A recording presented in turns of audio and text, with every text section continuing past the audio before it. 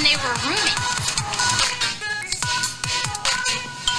God, they were roommates. Hello, Roomies, and welcome to this week's episode of And We Were Roommates. This week we are doing a mental health talk, all of the fun emotions, and we're going to talk about our experiences in therapy, which I think has been kind of ups and downs for all of us at different points in our lives with, good therapists, bad therapists, all of those good things that led us to make those decisions for our mental health. Yeah. We are taking a deep dive into some deep topics this week, but I think it's really relevant in all of our lives. So I'm sure this will not be the only time it's talked about. Oh, I'm sure. Yeah, definitely. How many therapists would you say you guys have seen in your lifetime? I've had just the one, I guess. The one I'm currently seeing. Oh, how nice. There was other times in life where I was my parents asked if it was something I wanted to do, and I always said no. So, yeah, I think shout out to Ginny. Hey. My homegirl holding me down. Love that. Yeah, I think I've had two. I'm trying to think if there has been someone else, but I don't think so. I think just the first gal that I had when my parents were going through their divorce, and then Laura, who I had back in spring of last year. I was seeing her for a couple months. So yeah, I think just the two. Yeah, I'm on my third therapist actually. Shout out to Maria. She's awesome. Yeah, this is my third therapist. I kind of had some bad luck there. So my first one was a couple years ago. I got her, and it was great. She was my first therapist, and so I really didn't know what I was expecting. I didn't know what to expect. And so I kind of went with it, and I'm definitely a people pleaser. And so that's something I noticed during that. What? All of us? What? And so after kind of ending our therapeutic relationship, I was like, oh, actually, I'm not better. I just was people pleasing the entire time. So I ended up finding another therapist. Her name was Kelly. She was awesome. Really great. And I realized oh, okay, this is, how therapy is supposed to go. I'm not just supposed to, people please the entire time, but I'm actually getting into deeper stuff. But then she had to leave the practice she was at, and so she left and didn't take my insurance anymore. So I had to find someone else, which is the lady I have now, who's so kind and amazing. And yeah, she's super helpful right now. I love her. But what are some things that you guys look for in a therapist? For me, which this is actually something that's I would say, quote, an issue with mine, is what you just mentioned, taking your insurance and being affordable. There's a couple factors in that, which is location or accessibility to them. Mine has the opportunity for a Zoom call, a phone call, or being in person, and thankfully her office is a couple blocks from my job, so it makes it really easy to go and see her. Yeah. But being able to afford going and having your insurance at least partially cover or be aware and cover some money, which mine doesn't cover enough of her fees for me. So it's my one kind of treat is to go to therapy.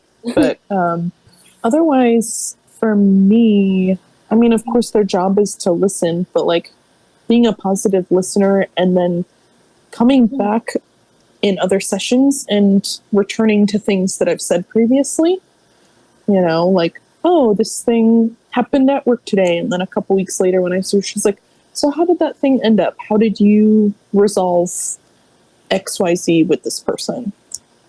And I think that's been really helpful to kind of have someone circle back on what I'm going through, instead of, okay, we talked about it once and like we're going to pretend like it, won't occur again, because that's not how life or goes. you have to bring it up or something like that. Yeah. So just being like that kind of positive listener that can be hard to find just with people in your life. And so, yeah. And two, with her, we kind of have, she's mentioned very briefly a couple of things she's gone through that's super similar to me. So being able to connect on that human level, of like, hey, here's what I went through to get through this particular thing. Don't do it this way. Try these few different ways to help you out, because, otherwise you could end up stuck so much longer than you need to be. And so that's been my biggest kind of, good, like, luck with her, is happening to find her and realize what we can kind of work on together, almost in that way. That's awesome. Yeah.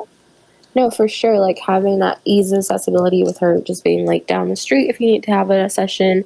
Obviously, with like the insurance and stuff, that's a whole other can of worms. That's a whole other podcast for us. We can go, talk hours and hours about healthcare and the system in America. But therapy shouldn't be a treat, you guys. You should be able to see a therapist as many times as you want, because it's like going to the doctor, but just for your mind.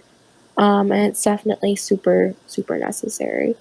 But yeah, definitely like thinking about what you're looking for, what you're wanting in a therapist is like the first step.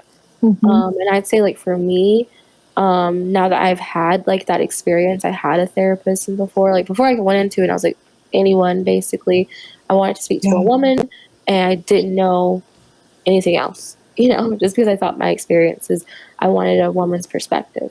So when I met with this therapist, my first one, she was a bit more solution based, in that she wanted to kind of move over, like, find the solution to everything, not dwell on, topics that were sensitive, just kind of say the past is in the past, let's pave a new road forward, sort of a thing, which can work for a lot of people and that can be super beneficial.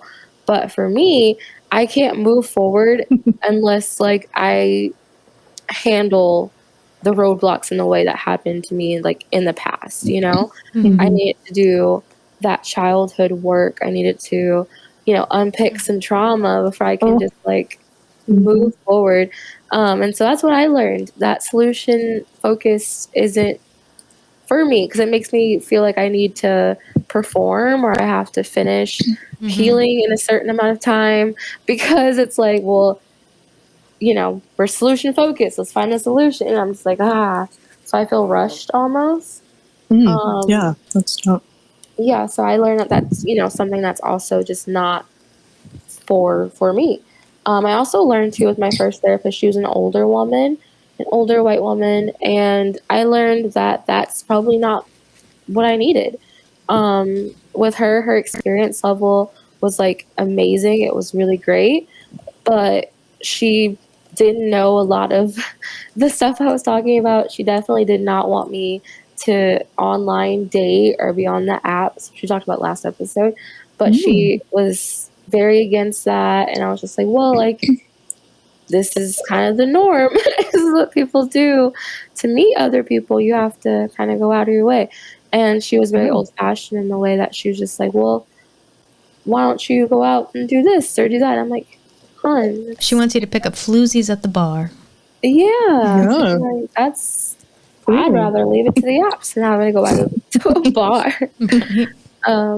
But yeah, so now with my new therapist, she's a person of color.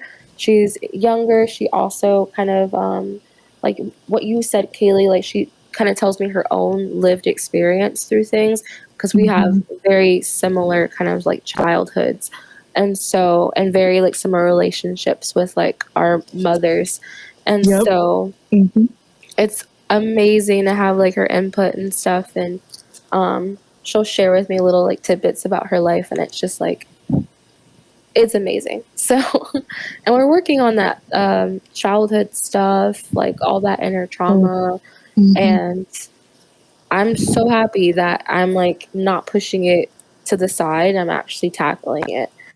Because I just think that's going to be better for me long term. And I've like developed so much clarity through that. So, didn't know what I was looking for until I had a therapist, which is a lot of people's kind of experiences as well.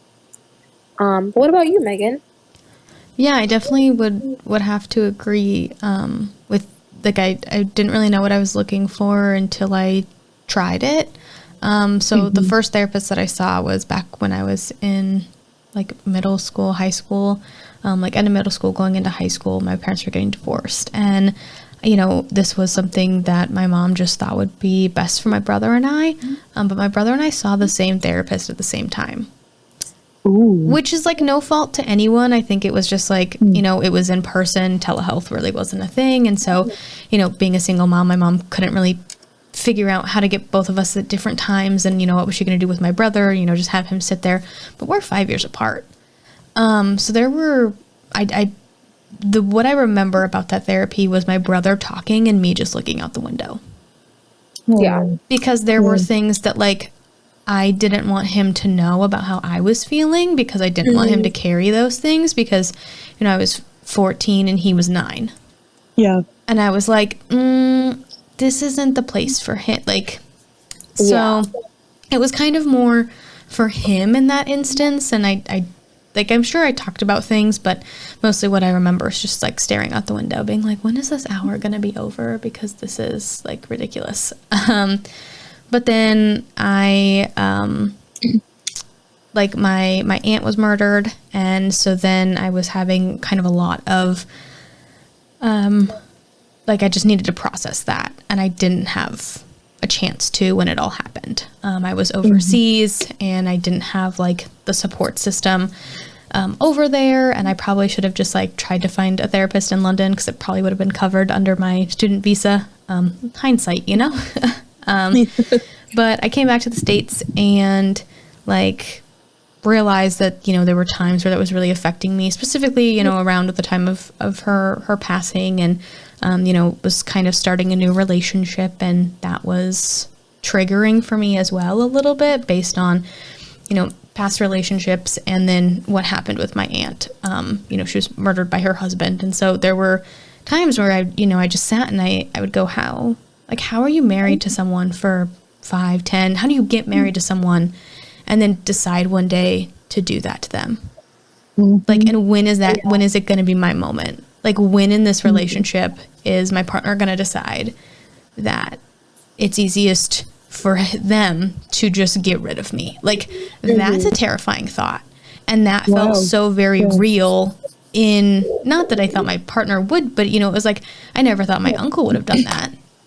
Yeah, you just don't know what people are capable of, and so it's just frightening. Yeah, and so trying to like process those thoughts, and it was really interesting because I had this friend during my master's. Her name was Anna, and she was always, oh, Meaghan, like you should go on dates. Like you're so pretty, you're so funny. Like why don't you go? Like why don't you get on apps? Why don't you date people? And I was just like, nah, like it's okay, Anna, I'm good. Like I'm comfortable, like I'm fine single. And so one day we were like on the bus going somewhere, and she goes, why are you afraid of men?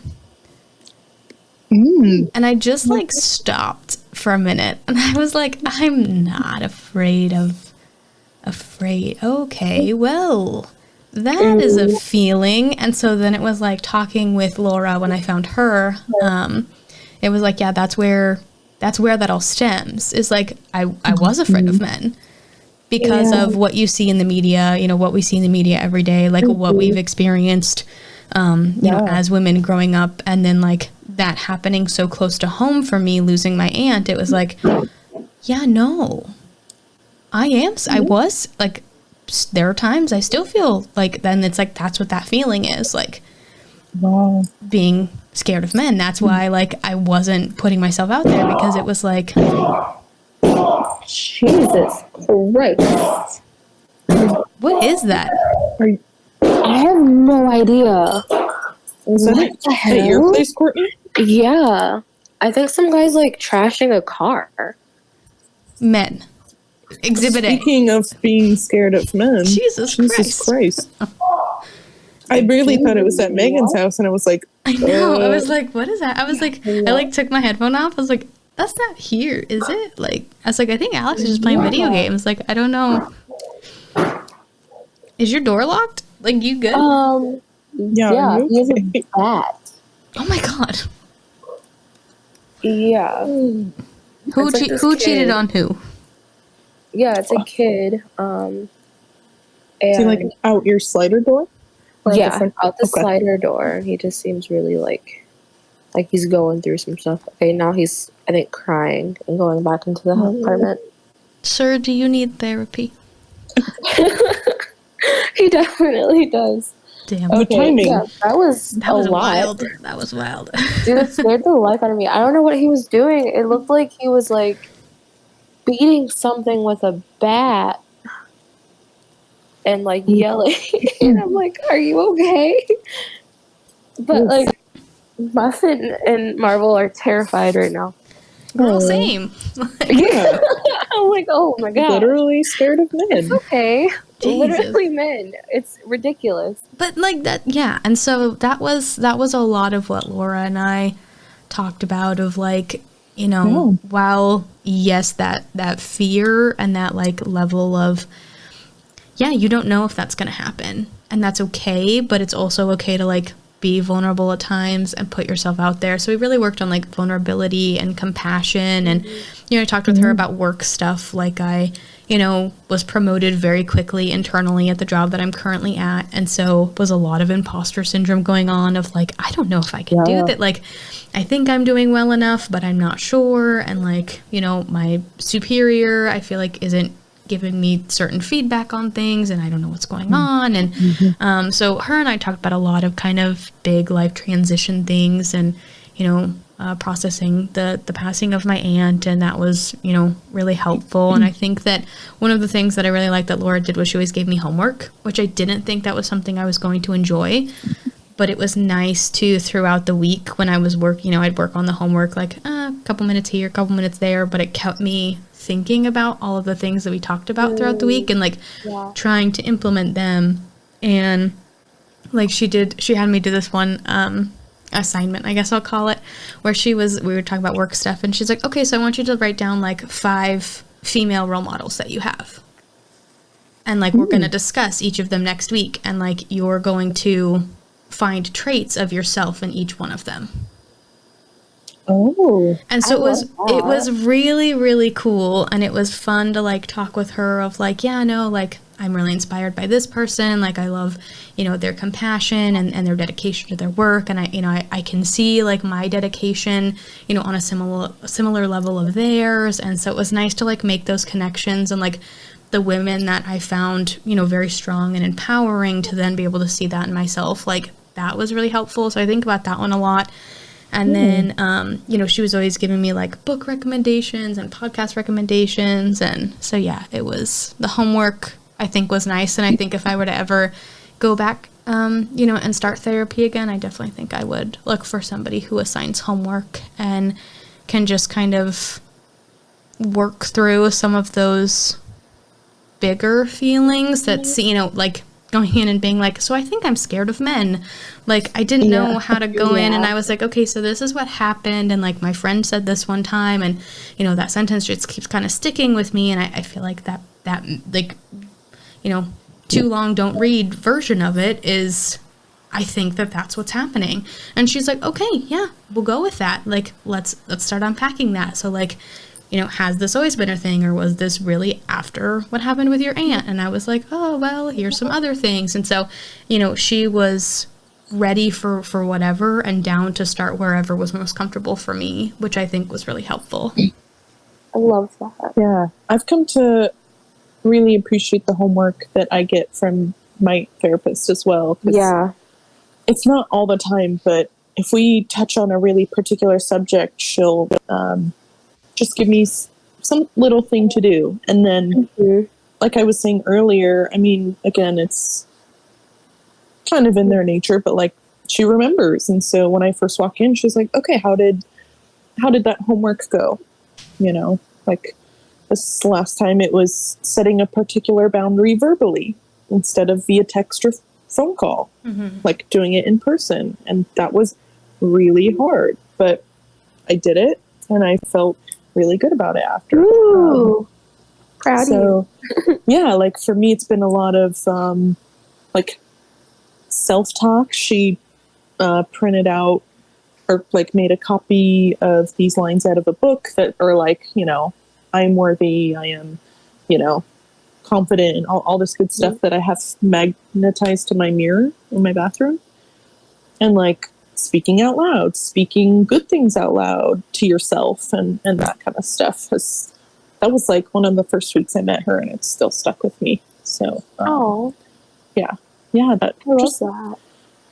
the little homeworks, because then too, it's like, if I'm not going in to get all of this out, then why am I going? No, for sure. Personally, it's like, Yeah. you know, I spend an hour with her every couple weeks, and it's for a reason. You know, I don't think anyone would go if life was perfect, but it's absolutely not. So Absolutely not. I'm gonna take advantage of what she throws at me. Yeah, I think like the thing that's worked best for me is kind of the homework that my therapist has given me to like write a letter to, you know, your past self or to yourself as a child at this certain age, or, you know, like for me, writing a letter to like my dad, or, you know, because I can't, like, he passed away, so I can't like say these things to him. Yeah. But just even writing it just like gets so much out. And journaling, I find, has been like really therapeutic. And I wrote kind of like a blog post about my dad on Father's Day, and I feel like I've been really processing that like a lot more through just writing. And I think that's like been, I think, the most helpful, because it's like you never know what's going to come out on paper until like you got the pen in your hand and you're going, because it's just like a conscious, like unconscious, like stream of thought. And it's like I go back and I read it again, and I'm like, oh geez, these are issues that are coming up that I didn't know I had, you know, or like feelings that I didn't acknowledge. Because I feel like with myself, like I push my feelings away, I bottle things up. It's very easy for me to just, you know, say I'll deal with that another time and just bottle it up. And so like for me, having to actually like process feelings and emotions, I'm just like, ew. What is that? No, thank you. Yeah, so like when I'm writing them down, I tell myself to be like 100% open. Obviously, you have like this small prompt that's just saying like, okay, you know, what would you want to say to your childhood self at this age, or what do you want to say to, like, you know, to your dad, or this or that. And so that's just a very general prompt, you know. And so once you start sitting down and actually going through it and writing it, I spent like 4 pages talking to my childhood self, and I didn't realize I had that much to say. But as I kept writing, things kept coming up, and more ideas and more stuff, and more feelings kept coming up, and more emotions. And I'm like crying, writing in this journal for like 4 pages, front and back, about little me. So it's just really interesting to kind of like see, like, when you are journaling, what comes out. I think therapy is just like half, you know, talking, but also half like your own work, just dealing with it all and how you choose to deal with it all. Yep. For some people it's journaling, for others, you know, it's like meditation, words of affirmation, things like that. But like, it's really up to you to do the homework. And well, yeah, do the homework, but it's up to you to do the work as well. Like in tandem, as a therapist, it's not gonna like fix it all, which I think is a common like misconception. Is just like, I'll go and I'll be fixed. Like, no, it's a lot of work that you have to put in yourself, and time to really like nail down those feelings and process them the right way and learn those coping mechanisms. So I feel like homework is a huge chunk of that, because it's getting you to face the feelings that you only have to face like once a week or so, while you're with this person. But now it's like, okay, I'm on my own.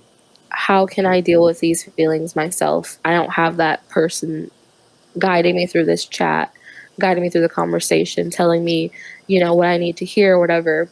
I have to do it myself. And self-soothe as well. So I think that's like super important. Yeah, I think it's been such a handy tool to realize that things can be going okay and still having a person to just talk to that you've worked on what they've recommended and you've had a good week, and that can feel good too.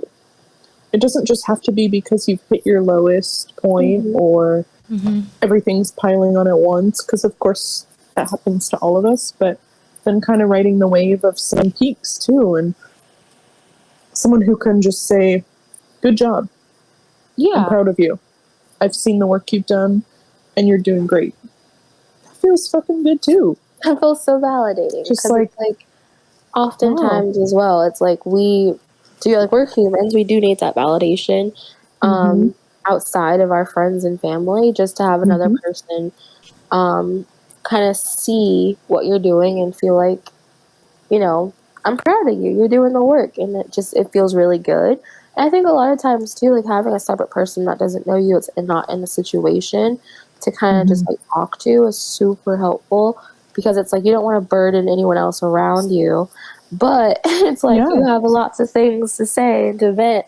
And so I think that's like a huge part of therapy, is just to vent, like whether it's a good thing that happened to you or a bad thing. It's just like, let's talk about it, because you have a lot of things to say. Yeah, exactly. It's been one of my best friends for 3 years at this point, and I don't see any reason to stop. But yeah, I'd say like for me, like a big kind of turning point in therapy for me would be learning. And obviously, like, I have a psychology background, I'm a social worker, but learning that depression can have different faces is something that was like super, super insightful for me, because you think that like, oh, I'm fine, I'm doing okay, but you're not fine, you're not okay, and it's okay that you're not okay. Because like depression can look very different. Like it can just be like the numbing aspect of it, and the sleepless nights, the insomnia, or the sleeping too much, feeling tired, or the not eating or the overeating. It doesn't have to be just like you crying and being sad about something. It can be just a feeling, or a lack of feeling, really. And so learning that depression wears many faces, and that like, even if I'm not crying and sad all the time, like I can still have that depression, or still feel those thoughts, and it's like that. It was so validating. So I'm like, okay, I'm not actually like a terrible person. These are just the symptoms of depression. Like it's not just like me, which I think was a huge turning point.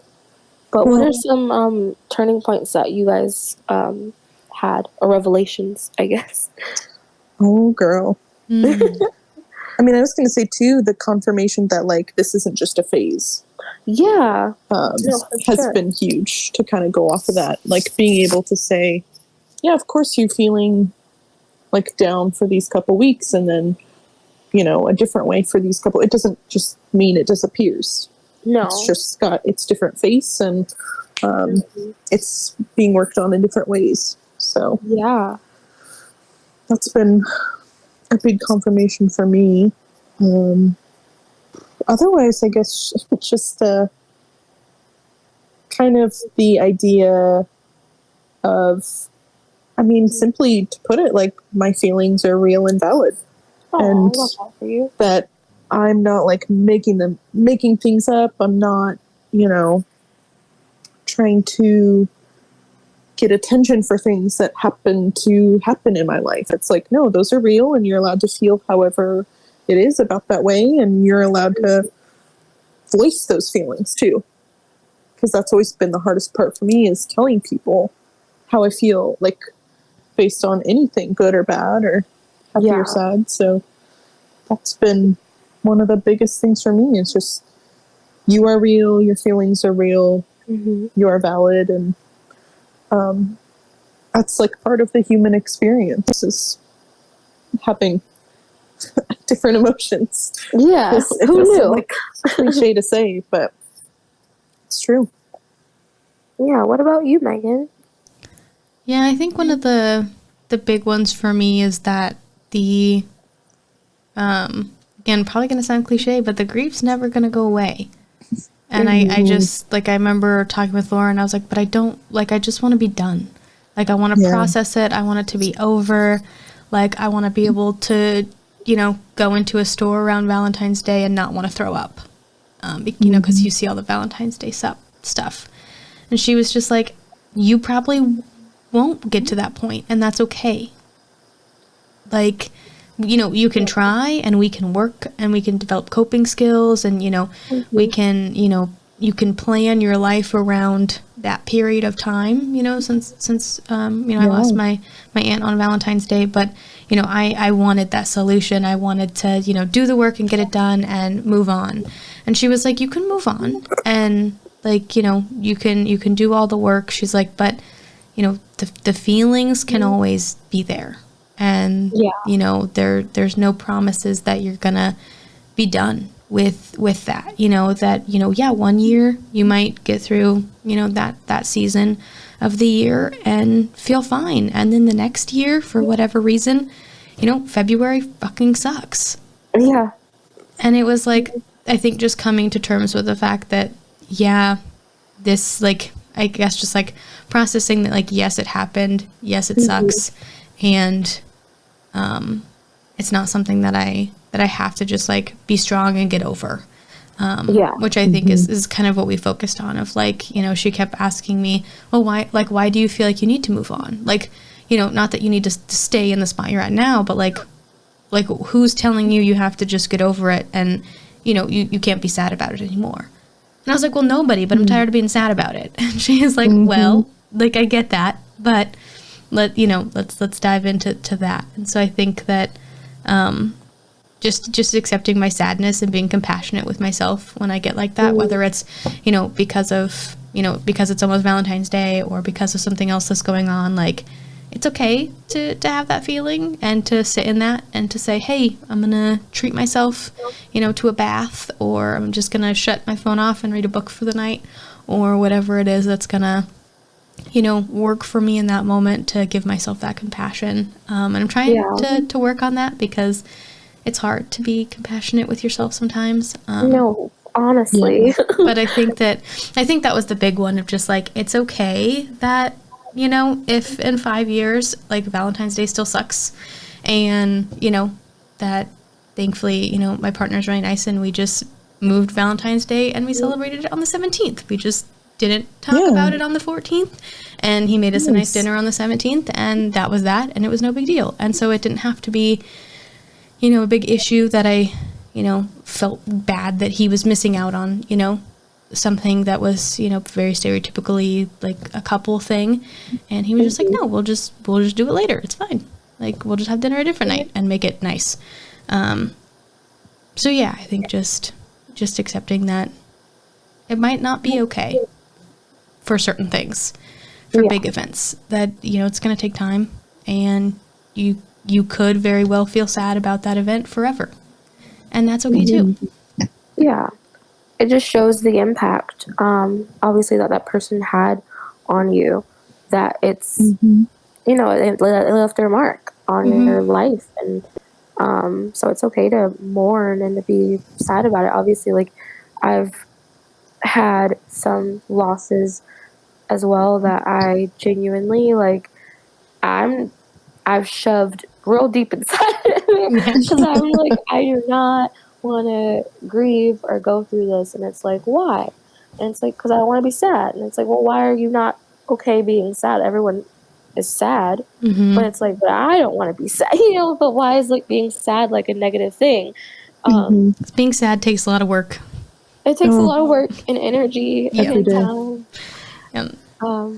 Yeah, so it's just kind of like, you know, being okay with the negative emotions and feeling them and learning to understand, like, this is my body and I'm going to do what it wants. And if it's sad, then I will cry.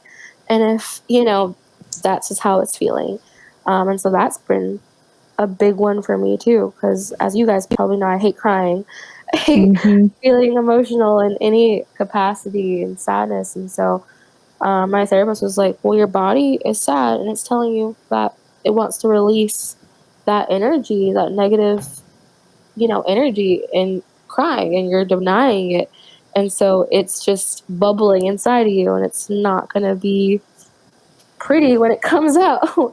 And then you have like the big moments where it's like all the sadness comes out all at once, and then it's just messy and gross. But yeah, just like making sure that you kind of just take your body, like your body knows what it needs, and just taking its lead, like let it take the lead, and then you just follow, because that's all you can do. Yeah, I feel like my first couple sessions with my therapist was just like trauma dumping and crying so much. And I was like, I'm so sorry. And she was like, no, this is what I'm here for. This is the whole point. Let it out and feel everything. And don't be afraid to feel it anywhere else too. Yeah. Like if people can't handle that, that's their problem. And I was like, oh shit. Okay. And from then on, I don't cry everywhere, but I was gonna say, now Kaylee's crying all over the place. I'm crying in my boss's office at work. I've cried at a Target and a Safeway, I think. So you know what? It's Wendy's is next. Wendy's is next. And get your chicken nuggets and just say thank you. I cried in a museum in Scotland and on the sidewalk in Scotland, like hardcore cried. So you're good. We've all been there. Yes, we've all been there. Yeah. It's the circle of life. Yeah, as Elton John would sing. Where was I crying the other day? I was crying in a store somewhere, and I was just like, I can't believe I'm crying in this store. Like, this is a CVS. What is happening? Crying in the club. Crying in the club right now. But sometimes when the emotions hit, they hit. Just let them out. But yeah, I think like we'd all agree that we're better off having had therapy and having like known and discovered, I guess, just like through the process of therapy and the homework and doing that work on ourselves, that we're just discovering some things about ourselves. We're just like, ooh, that's new. I didn't think that was a thing. Because I feel like I'm surprised every therapy session, because I'm feeling like I'm learning new things about myself, that like I'm like, oh, okay, so that was trauma, or oh snap, like this is why, like this happened in my childhood, and this is why I am the way I am now, or like just certain things that start to add up, and I'm like, wow, 2 + 2 is equaling 4, and this is crazy. Yep. Yeah, it's been like I truly wouldn't be who I am without it today. Like feeling so successful, living on my own, setting boundaries with my parents, and kind of fighting my way through my old job into my new job, into a promotion at my current job. Like, there's just so many things that I wouldn't have taken chances on or spoken up for if it wasn't for this, or felt like I could have survived through. It's been life-changing. Definitely. Yeah. I was actually recommending therapy to my boss the other day, which felt kind of odd, but we've been going through such a tough time, and he's like, the last thing I want to do is, take this feeling and then go home and dump it all on my wife. She's got hard stuff going on too.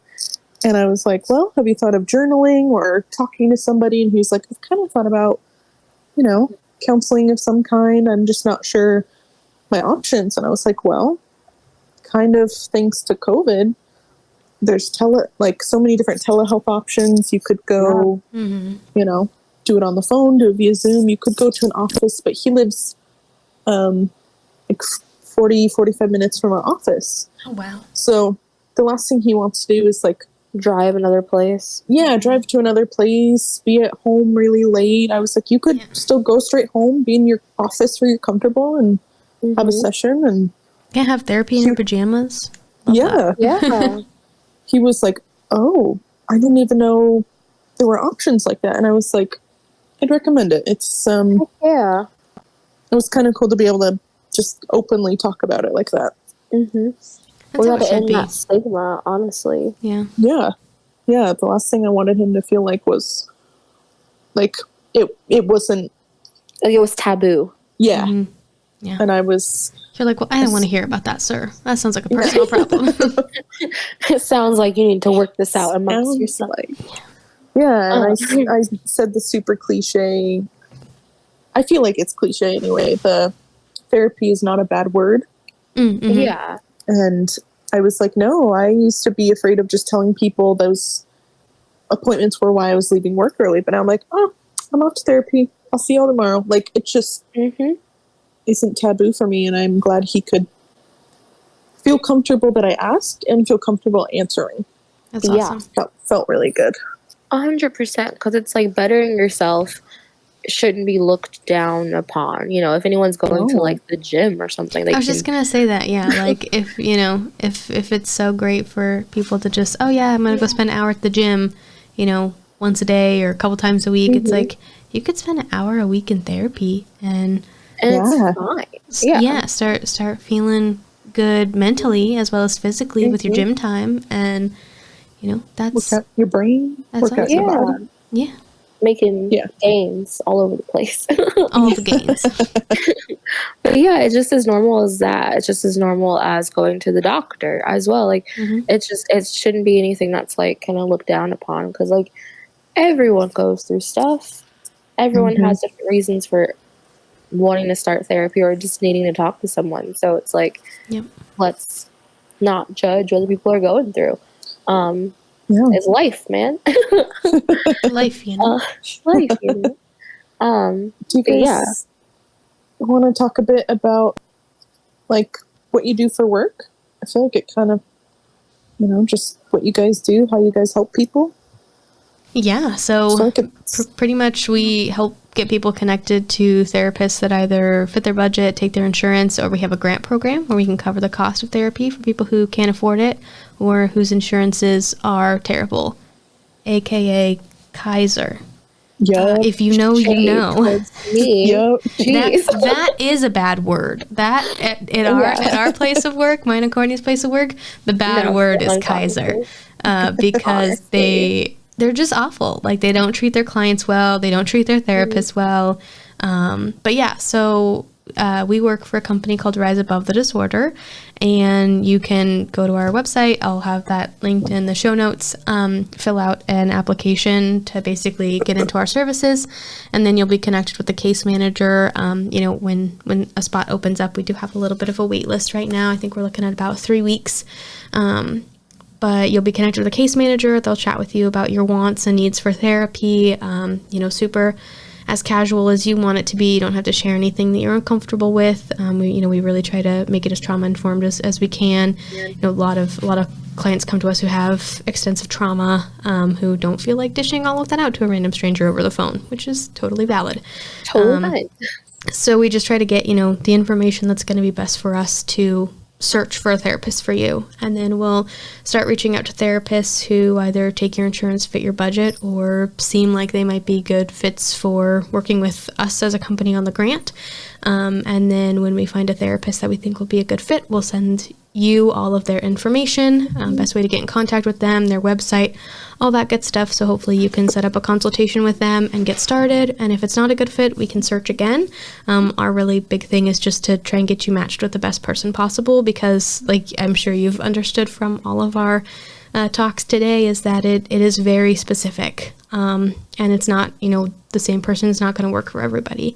So you got to find who's going to be best for you. Yeah. Meaghan just put it so perfectly. I genuinely I have nothing else to add to that. No notes. No notes. Good job.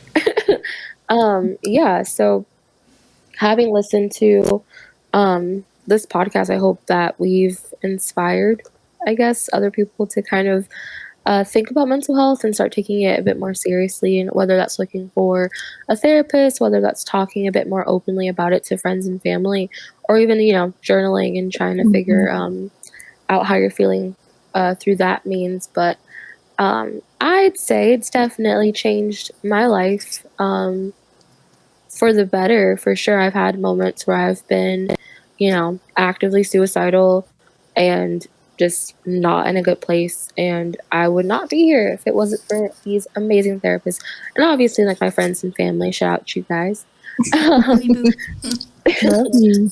But it's just having that support system, but also like having someone there that's just for you. Like their main job is you. It's making sure you're okay. It's thinking about your needs, your wants, what's going to benefit you. And I think that's so like refreshing, because I hate feeling like a burden to people. And I'm like, I don't want to add on top of anybody else's mess. So like, I just won't say anything. But having someone that's like actually like that, this is their job, like you're their job, is so helpful, because it's just like, okay, this person wants and needs me to say anything right now because this is what they do. And so it's just, I think, liberating in a bit, in a sense. Yeah, it's,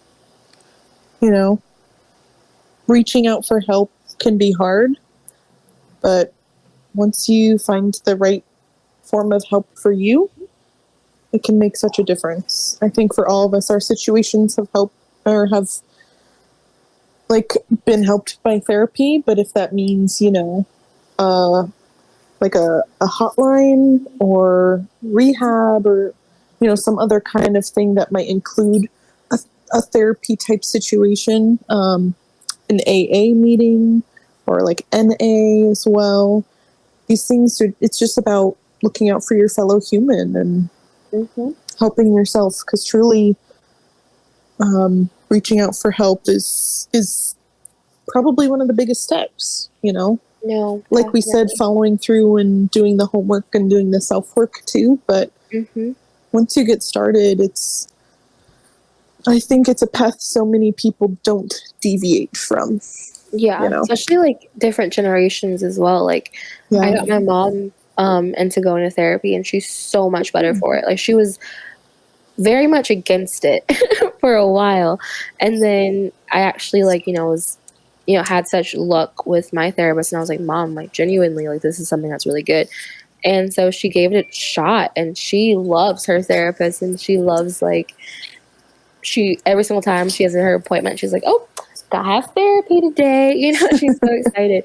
And through telehealth, her having to be able to just do it from home when she's not feeling well or wherever, it's just super positive. So now there's no reason not to go seek out help, because it's you have no excuses. It's actually really funny, is I wrote a blog post about asking for help, and not to plug my blog, but it was all about asking for help, and just not feeling like asking for help is a weakness, and just learning okay, I can come to people when I need it, and they're going to be there for me, and I don't have to be stressed about it.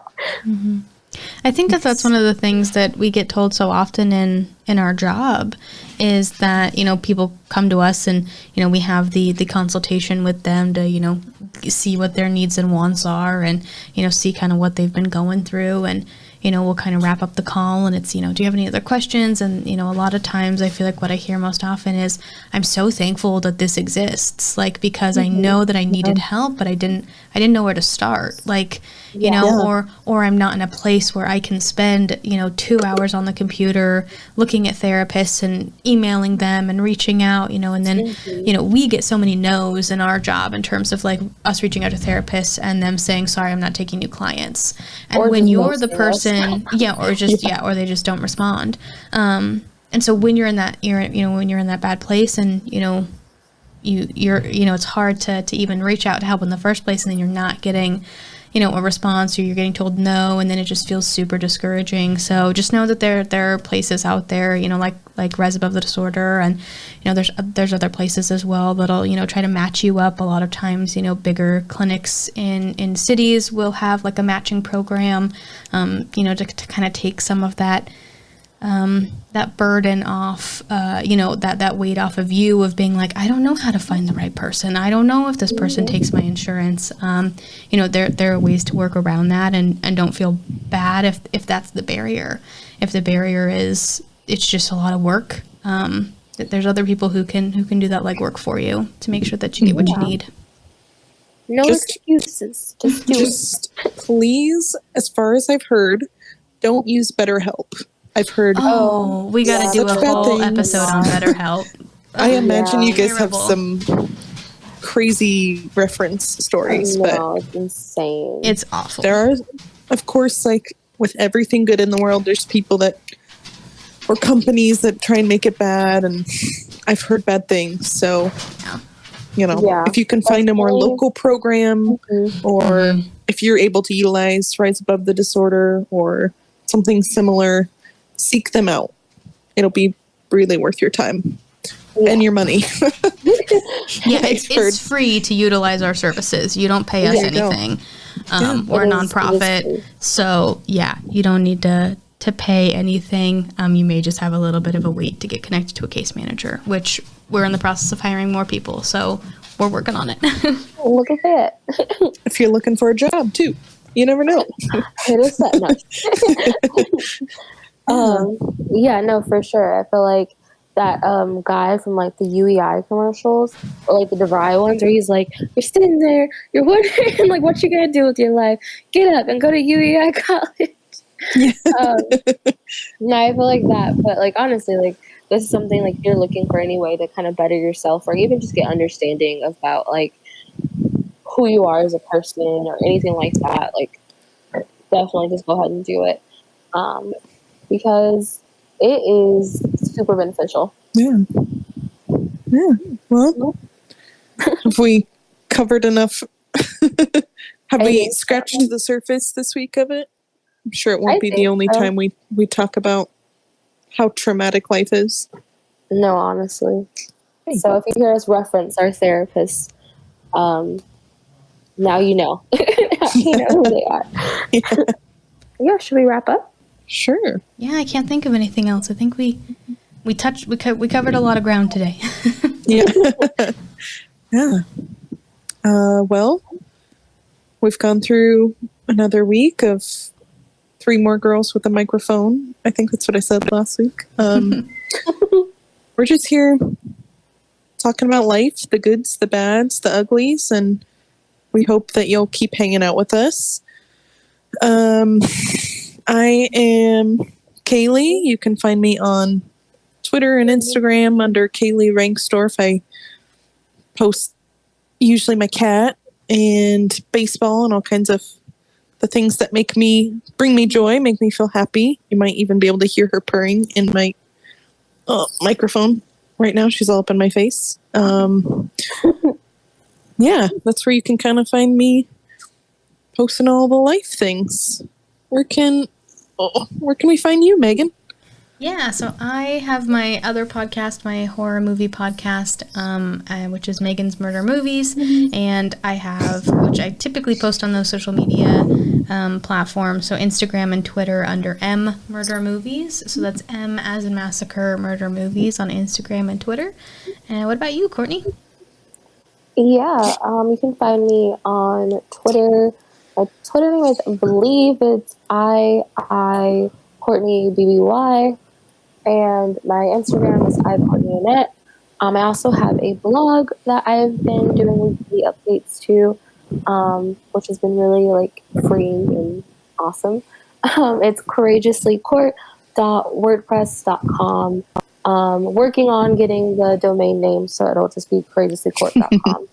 But yeah, that's where you can find me probably most times. Love that.